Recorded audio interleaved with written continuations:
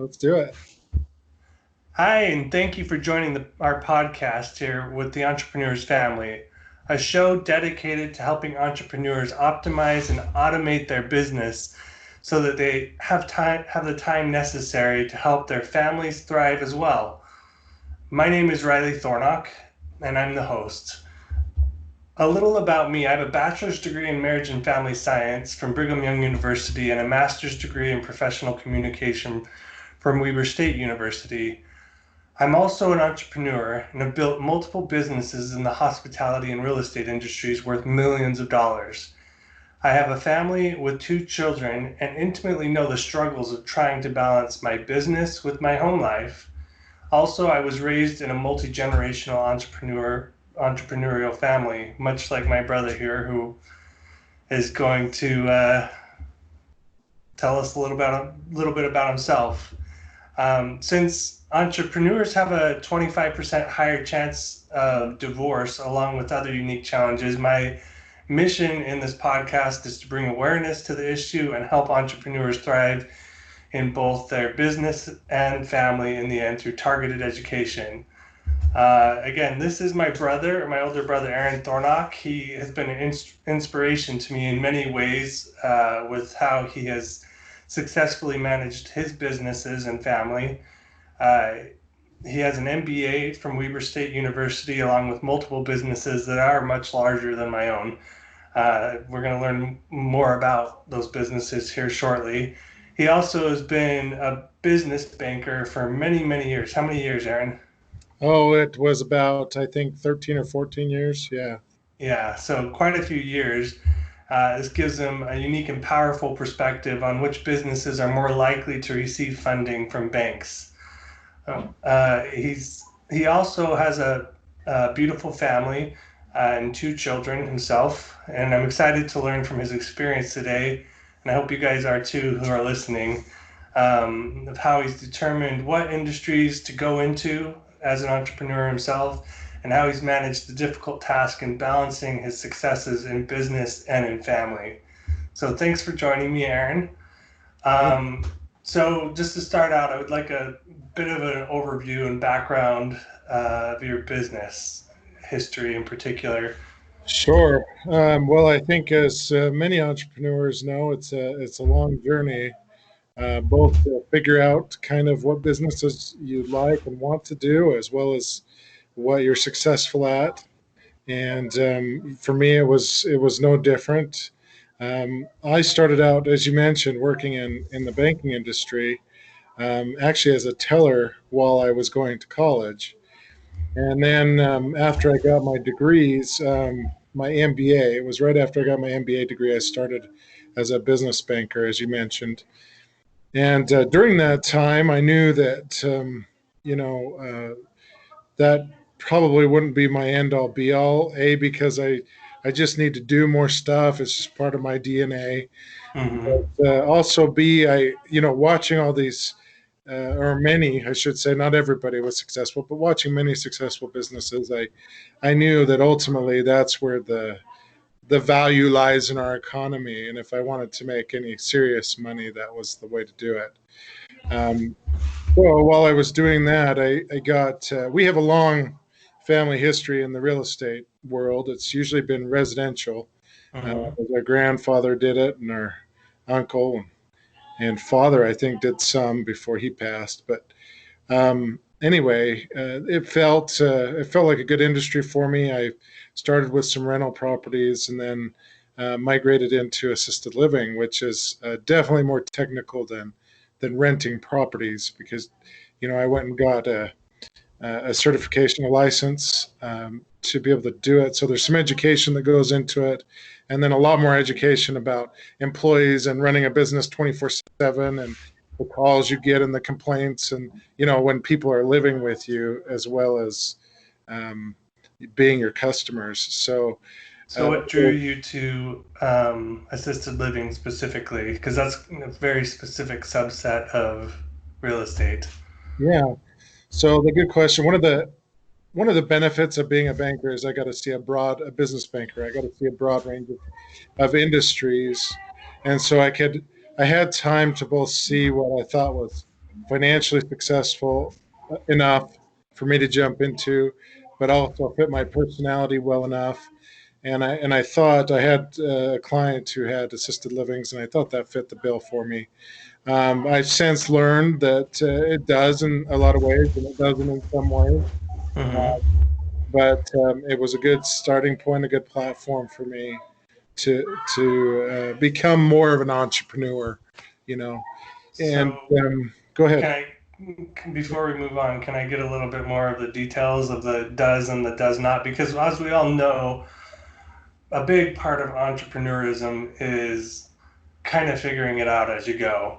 And so, knowing that the focus of this specific um, podcast is to help entrepreneurs learn what industries are more effective while taking care of their family in tandem, from that kind of angle, maybe you can tell me the pros and the cons, plus, I mean, other pros and cons that you've learned outside of that angle as well. Okay. Well, I think a lot of times businesses that entrepreneurs go into are as much about the opportunities that they have around them as much as what's a good fit for them. In other Mm-hmm. words, there are probably other things that are even a better fit for me, but don't make uh, money anymore, right? They become Right. commoditized and they just don't produce enough income. Like the restaurant industry, for example, you have to be a really great restaurateur to really make much in that kind of business. It's a tough business, and we saw that over and over again in banking. Many of them Mm-hmm. made it for sure, but not many of them got very wealthy off of it. Some did, some that were Mm-hmm. very good did. Um, Right. and so it's those kinds of things. So as you look in at the opportunities that present themselves in the economy during the time, like right now, You wouldn't want to coronavirus. open a restaurant right now, that's for Right, sure. right. Like restaurants aren't the With the opportunity, coronavirus. at this moment, right? So and even assisted livings are tough, right? We don't know what that industry is going to look like long Yeah, I term. imagine how has the coronavirus affected your industry? I imagine that there's been a little bit more timid approach as people don't want to be in an environment where you're close together, and that's Yeah, kind of what an assisted living is all about in a lot of it's ways. it's been a real mixed bag, honestly. There's there's definitely some people who don't believe coronavirus is a thing, Right. and then a lot of people who are really worried about it, right? Mm-hmm. And so you have families that resident families who believe all of the above. Right. And so you've got this mixed bag of you're trying to lock the facility down and keep it clean of the virus because it can wipe out your population. But at the same time, you've got these families who are fighting you, saying this isn't a real thing or it's not that big of a deal. We need to come in, and so you've got some people who are getting stressed and frustrated on that Mm-hmm. side, and then you got the other side where people are stressed because these other people keep coming around and you're trying to keep them, out or scrub them in and all these things. Right. Right? I can And imagine so, it could be a logistical nightmare in a lot of yeah, ways. yeah. So it's like imagine your family, your extended family, and then mash them all together in the same place. And then Right. add a few more families that you may like or dislike, right? And that's what it's like, right? It's like this huge Brady Bunch family that we've got going on, and everybody has different opinions and tastes. And so it's a really interesting mixed bag. It's super rewarding when people are grateful and there are so many wonderful families and residents who are just super grateful, and So and what that, are that's the sweet times. And then the things that I don't like so much are when people complain. yeah. I'm not sure anybody likes that in any business, but it gets really personal to us, right? Because we're like, man, we've been offering you care 24/7 and you're complaining about everything. And not only that, but it's not like you can just go somewhere else real easily, right? Right. I'm sure that's one of the difficult things, balancing home and family and business in your situation, because you could get called away at any time. It's really easy, especially to put out a fire. Hopefully, you have enough management and so forth in place that that doesn't happen very often. But what have you done to kind of mitigate, you know, and separate family from business and not get called away too often? Yeah. Well, first of all, I would say one of the most important things that I did is made sure that I had a business model and plan before I went into it where I had enough money in the plan to pay good people. Mm, If I didn't have good people working for me, it would be a nightmare. It would right. be a complete nightmare, right? Mm-hmm.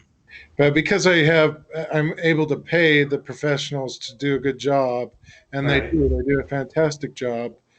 I don't have to worry about it as much. A, and then B, I can be there as a support rather than as somebody working day to day in the business. Because Mm-hmm. really, I found if you want to be successful beyond just a one man operation, like a one Mm-hmm. restaurant or a one whatever, you've got to be able to have time to work on your business, not just work in your business, right? Right.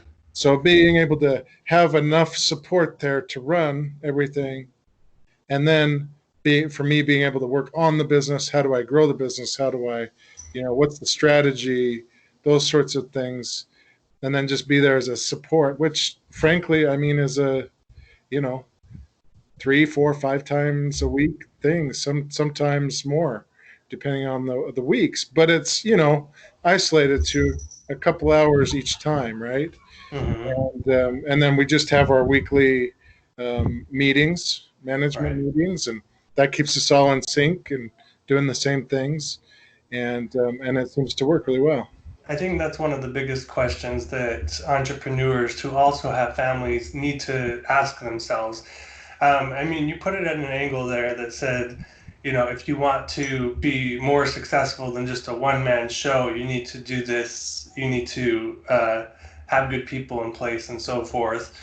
And that is definitely true. But again, in the realms of this particular podcast, you're going to have to do that in order to have time for your family too, because that's Absolutely. one of your main focuses. And in order to mitigate the challenges that can happen in families, there's a whole lot that I go into in my personal course, but this is one of the main ones. It's just having enough.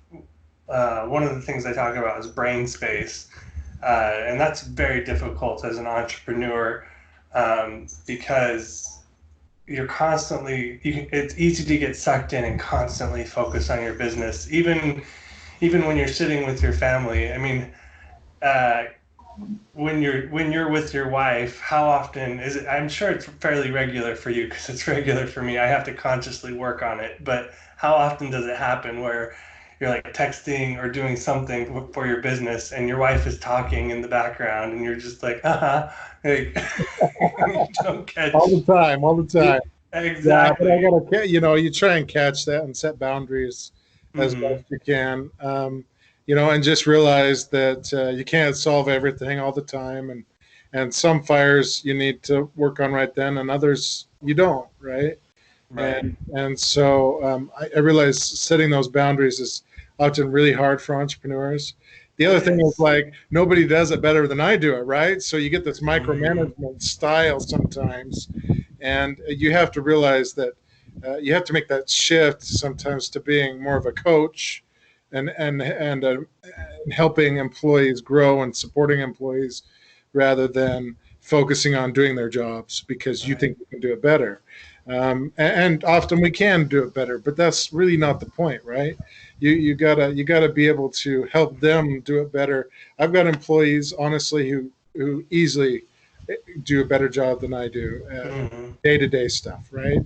I'm Right. not a great nurse. I'm not even a nurse, right? Right. I'm not a great CNA or med assistant.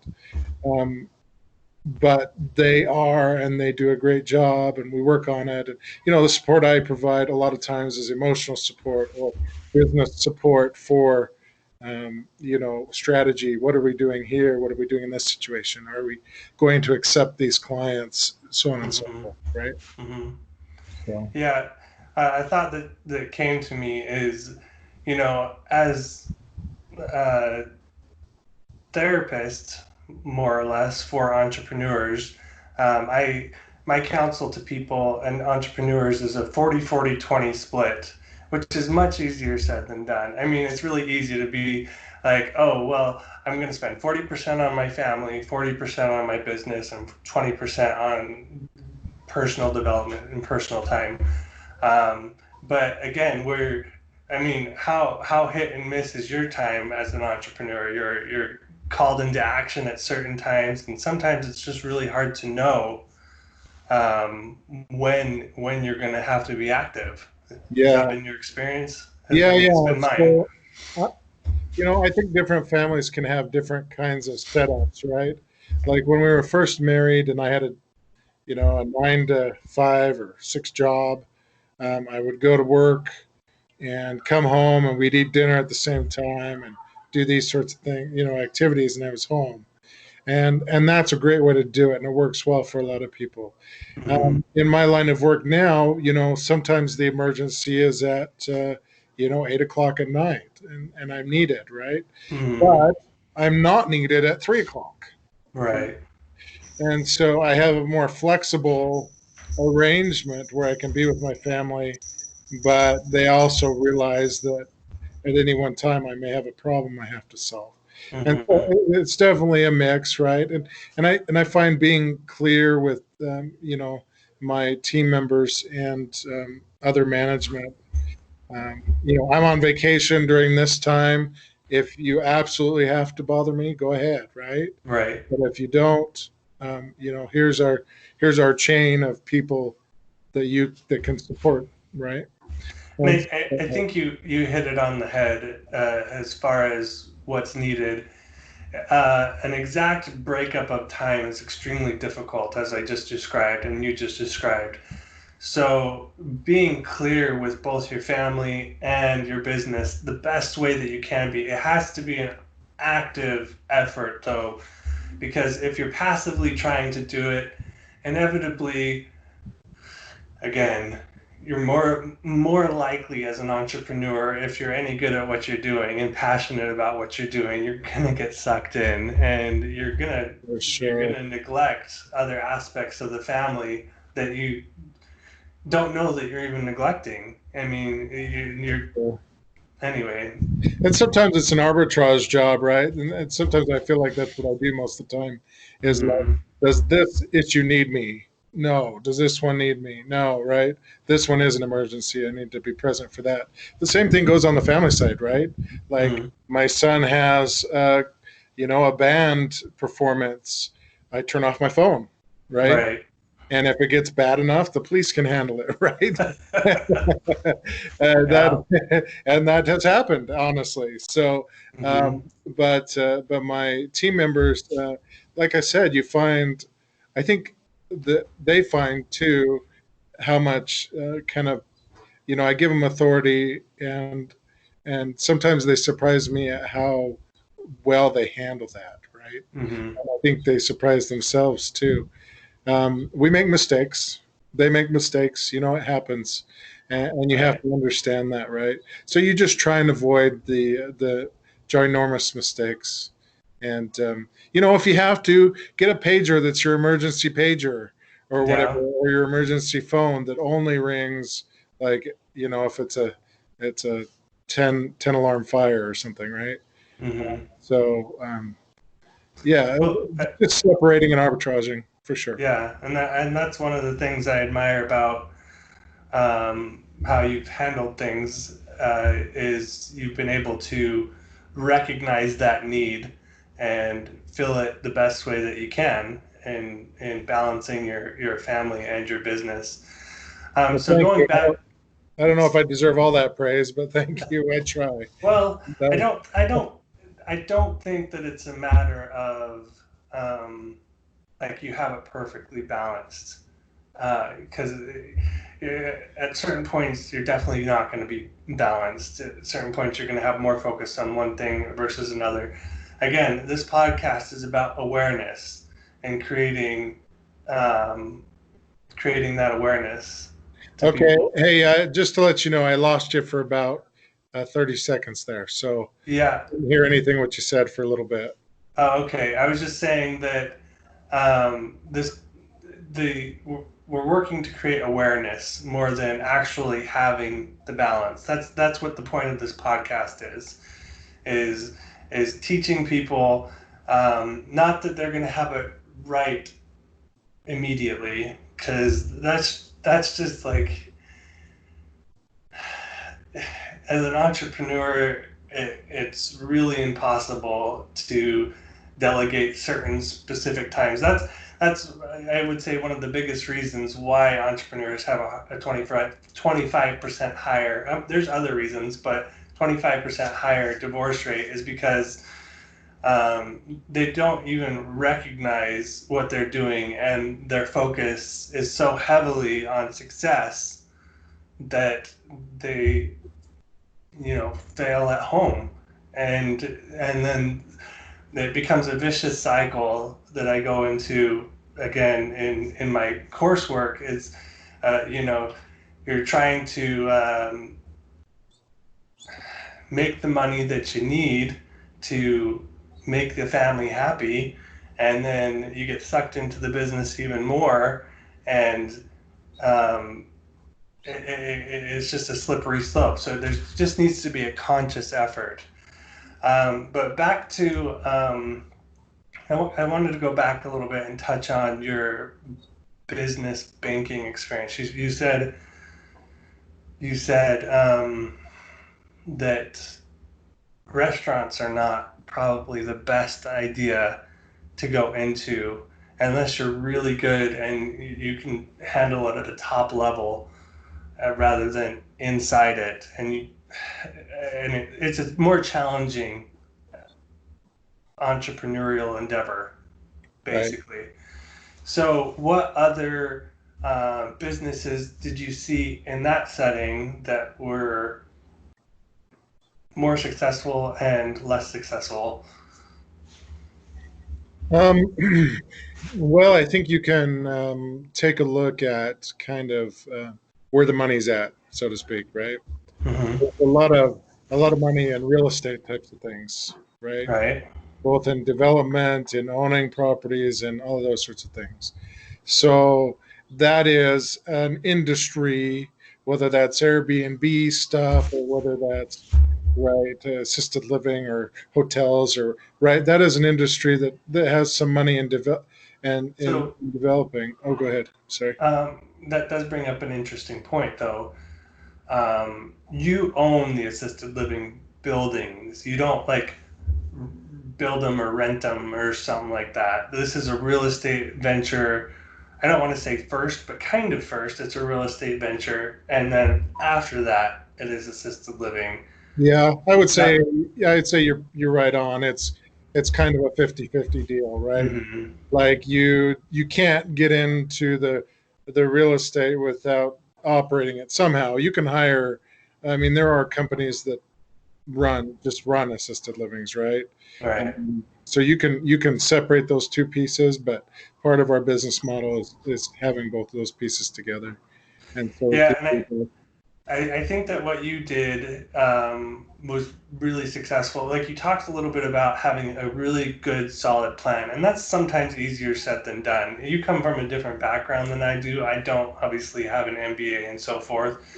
I did come to the same conclusions that you have regarding real estate, though. And so I would hyper focus on what I did well, which was identifying good properties. But then I kind of missed the second half of the scenario, which was having a good plan for that property, which caused a lot of stress in my personal life and in my family and marriage, because again, you're already, as an entrepreneur, naturally taking risks that your spouse in particular is going to be wary against.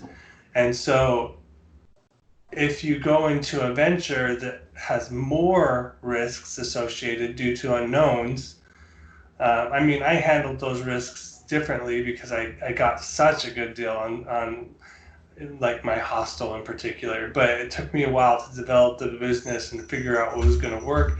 And I could have, uh, both myself and my spouse would have done better in that setting to have a better plan going into it so that there wasn't even more stress than was already associated with doing an entrepreneurial endeavor.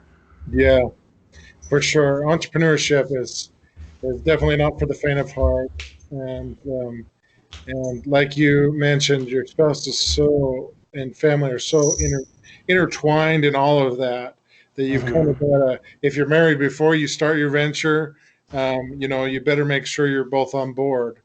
If you start it before, then that's a little bit easier because you don't get married unless it's working out for you, right? And them. Mm-hmm. But yeah, it's definitely something you all want to be on board with. And even then, like you mentioned, when stuff starts to not work out like you planned, which almost always happens. I Mm-hmm. would say in entrepreneurship, it will never go the way. Right. But if you don't plan, then it You're going to won't have go even more either. potential. You're going to open yourself up to more trauma potentially. Exactly. So I And like to take my business models and kind of do, I take their financials and I like to take kind of a best case, worst case, right? Type of a thing. mm-hmm. And then even on the worst case, I'm like, okay, I'm probably over, I'm an optimistic guy. I think entrepreneurs have Right. to be, right? Yeah. So you almost I'm have to going to like, win. okay, so take my worst case and let's double it and see what that looks like, right? So you can understand, where exactly it all starts to fall apart. Mm-hmm. And then if I would say if you have at least four times what your expected case is down below, then maybe you got a plan that's going to work. Right. Because maybe it exceeds your wildest dreams. Probably not. There's Yeah. always going to be challenges you have to work through, and Everything takes twice as long and is about twice as expensive as you're hoping that it's going to be. exactly. But the cool thing is, if you plan on that and you can stick to it and do a really good job, and it's an industry that's got money in it, Mm-hmm. then you can start to do it better than anybody else or as Right. good as anybody else. And as the years go on, you'll start to become the go-to for Mm-hmm. that industry or that area or whatever, right? But you got Mm-hmm. to have some staying power for sure. Yeah, that is I, definitely sound business advice. A lot of the biggest and best people out there are the ones who just manage to stick around. They're not yeah, necessarily the best business or the best product out there. They're the ones that have the staying power. you know how I don't even remember what the statistic is exactly, but we learned in business school that something like 98% of all businesses fail, right? Some Mm-hmm. ridiculous sounding number. And as I've gained experience with that over the years, I think probably 80% of those that fail are just because they're under resourced to begin with. So they Right. have no staying power. When something goes wrong, they're out, right? Mm-hmm. And so that takes a lot of the businesses out. Then the rest of those, it's because of mismanagement or just sometimes it's just like the economy, like coronavirus, right? Right. We can't do anything about I that. mean, my biggest saving grace when I bought that building over there, um, I mean, just to give you a little bit of background, it's a over 7,000 square foot building, and I bought it for dirt cheap. Excuse me, for $125,000. Now that's like, oh, that's great. That sounds exciting and so forth, and it was. Um, but my only saving grace was the fact that I had an extra $100,000 on the side to buoy me up while I figured out what I was doing with that business and that building. Otherwise, I wouldn't have had the staying power to make it last. Yeah, Um, exactly.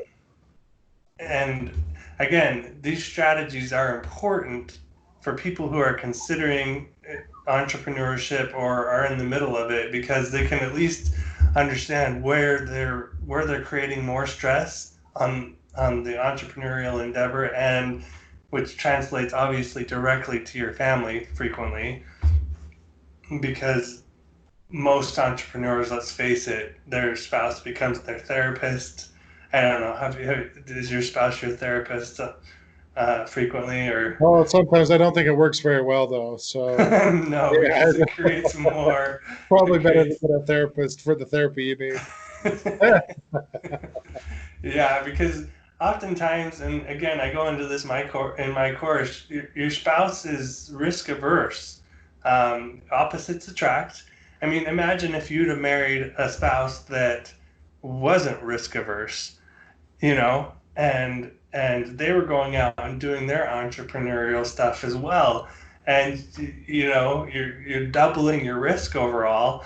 And so again, it's normal and natural for entrepreneurs to marry and be with more risk averse individuals, but that also creates the friction because they're not entrepreneurs, and you're like forcing your entrepreneurial lifestyle and mentality on them, which winds them up. Which, I mean, again, not all spouses are the same, and I understand that fundamentally, and give different scenarios throughout my course as to what reactions they can have. But this is a common one uh, due to dynamic how entrepreneurs think, and again, balancing risks and opposites attract, kind of things like that. So just something to consider as you're thinking about how to interact with your spouse in general. Do you mind if I ask about that a little bit? Like, how have you learned and um, processed how to interact with your spouse? Like you said just now, it doesn't pay off to have them be your therapist. And I mean, you might get away with it for a few years at the beginning of your marriage, like I did, but the longer that the risk and so forth goes on, the more intolerable it becomes for them. And, one other thing to think about, they're not getting the direct payoff like the entrepreneur is by seeing the rises in the business that give you the motivation to continue. And it's just, it can be really taxing. Anyway, go ahead and comment on that however you see fit. Sure. Well, I think it's important with any relationship that you want to keep long term, of course, um, to be honest. Honesty is a big key, right? So there, Balancing honesty with, um, what's the word I'm looking for? Because you don't want to overwhelm them. So how do you balance the honesty with not well, that's just overwhelming? it. That's where I was going with that. Is they don't need to take all the stress of every call that you got that day of somebody complaining about this or that or some problem, right?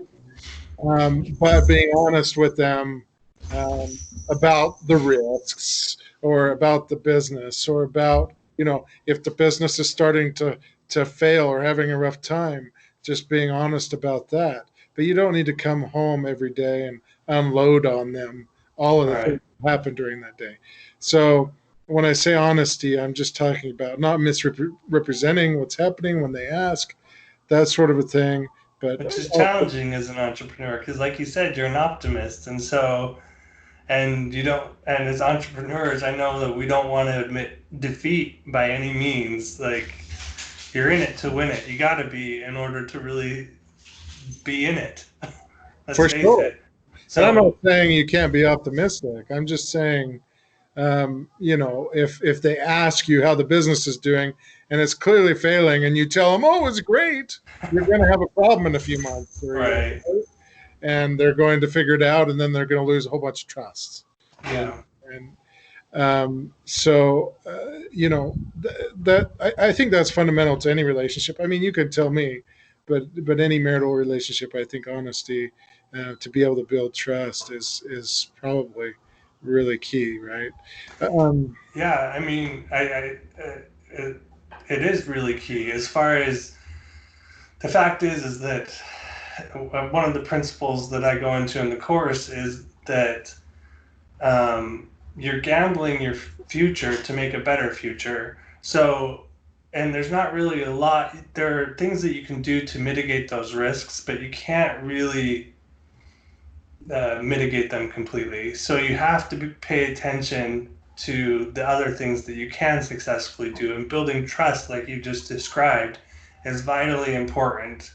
When the risk bucket, and their security bucket might be low, and you can't fulfill that right away without hyper. It froze.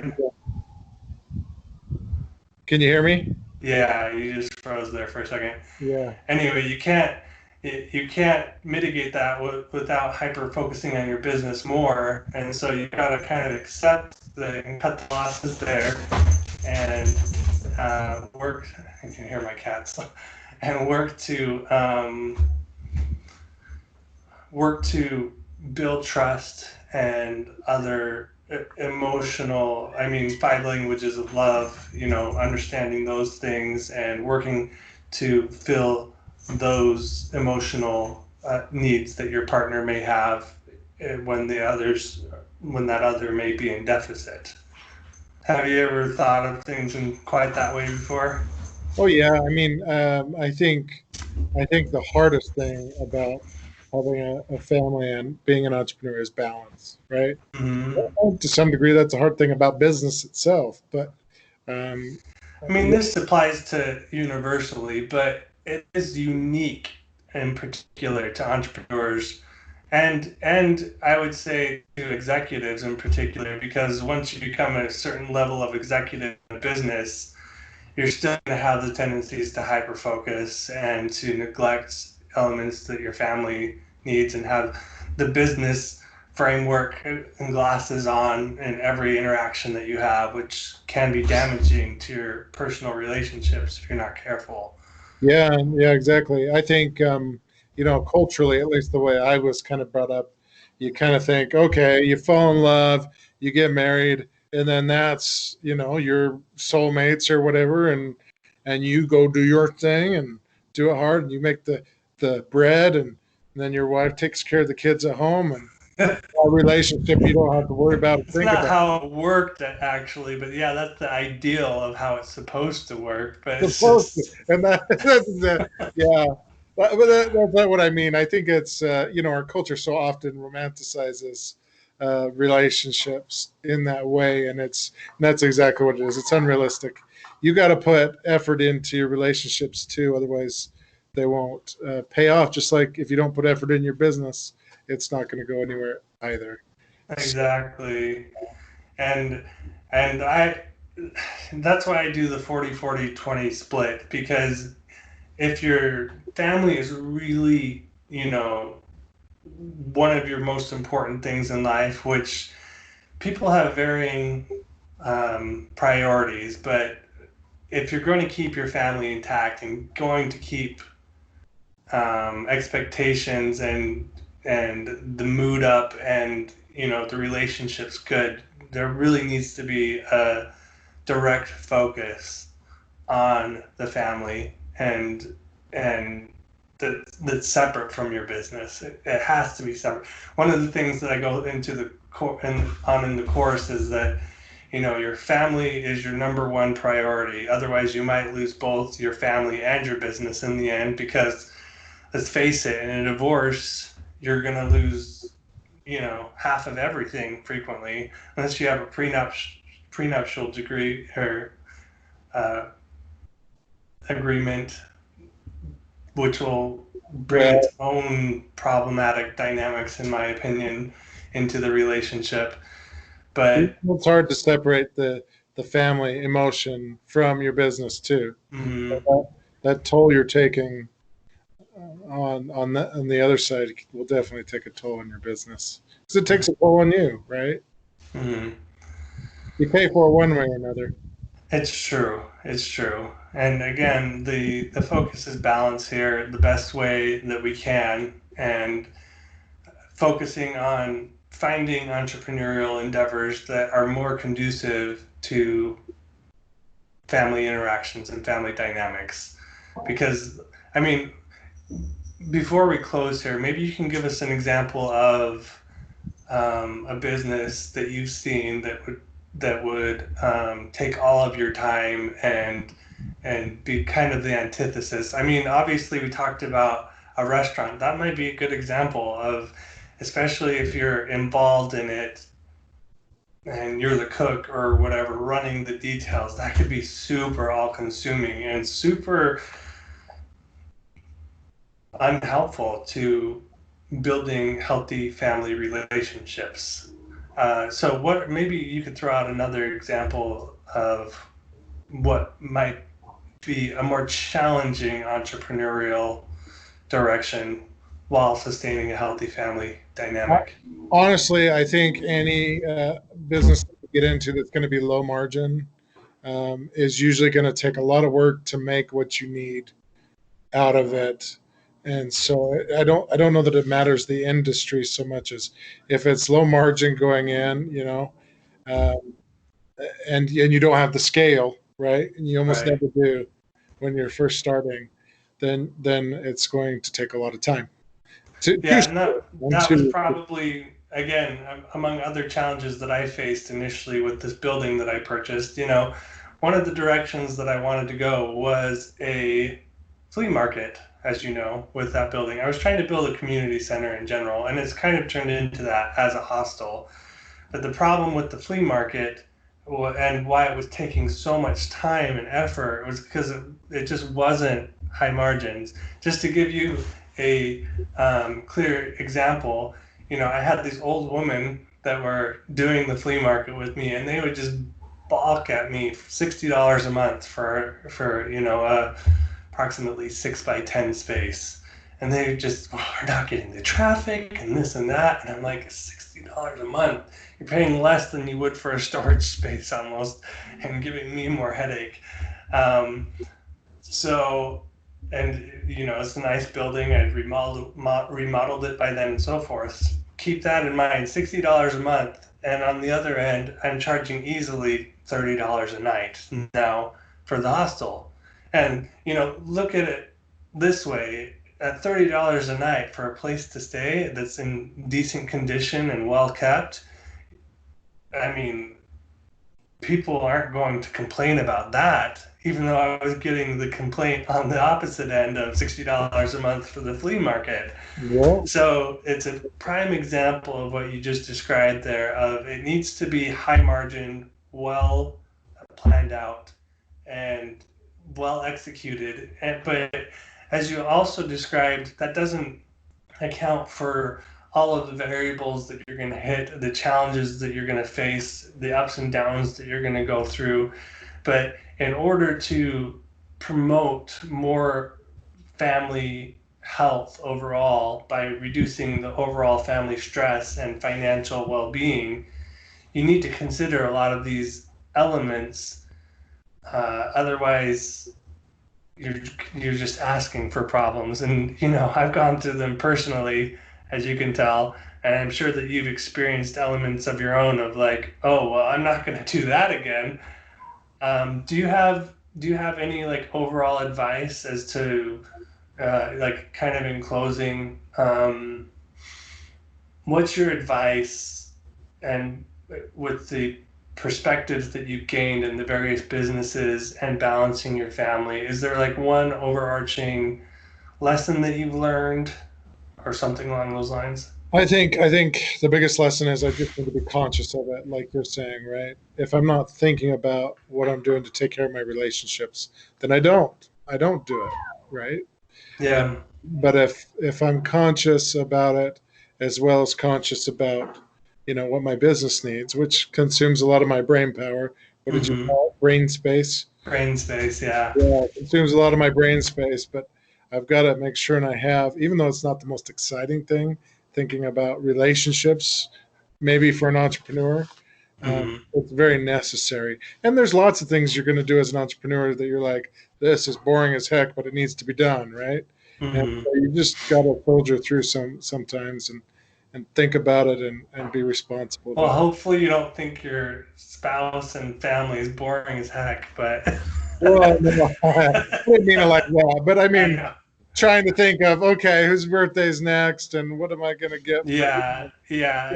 Sometimes, Details or like that are hard. They are. I mean, remember our stepfather, like he, in my opinion, had no brain space or ability to remember any birthdays or anything like that. And it was constantly up to our mother to like bring family together. But, you know, but he was always focused on business. So I wasn't planning on going into this, but by the time our mother died, what ended up happening, our stepfather had no ability to bring the family together because he was constantly focused on business, among other things. There are a whole bunch of dynamics there, but it's a possibility of dynamics that, if you don't have the conscious effort towards the family, it's just not naturally going to come at some point in the future. for sure.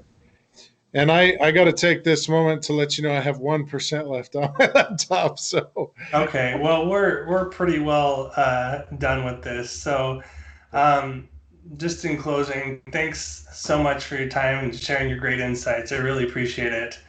And I think we've learned a lot of valuable information in supporting both the entrepreneurial ventures and the family in harmony. And again, I know that it's not easy, as we've discussed multiple ways here. It takes conscious effort, as you described. Um, a few other points here. Entrepreneurs are unique by nature. We think differently than the majority of the world, which is what brings us success. But many of our greatest strengths that bring us those successes as entrepreneurs are also our greatest weaknesses in marriage and family dynamics. Again, that hyper focus that I was talking about on business. Um, Again, in closing, your family is a business, or excuse me, your family is not a business and it shouldn't be treated like one. And I provide more practical information within my education course designed to help you balance your home and business in harmony. And those that are listening, visit theentrepreneursfamily.com for more information regarding this targeted information or education. And please subscribe to listen to more entrepreneurs like Aaron here, who I really appreciate coming on this show and being my first guest. And you did excellent. I know that there's a lot to cover in a lot of different directions that we could have gone, but I think that we've covered a lot of valuable things and a lot of valuable lessons within the scope of what this podcast is about. thank you. So I'll be here to help others in the future navigate and balance between business and home life. And I'm excited to continue this podcast with everyone. So thanks, Aaron. Looks like you might have cut out. We'll see ya.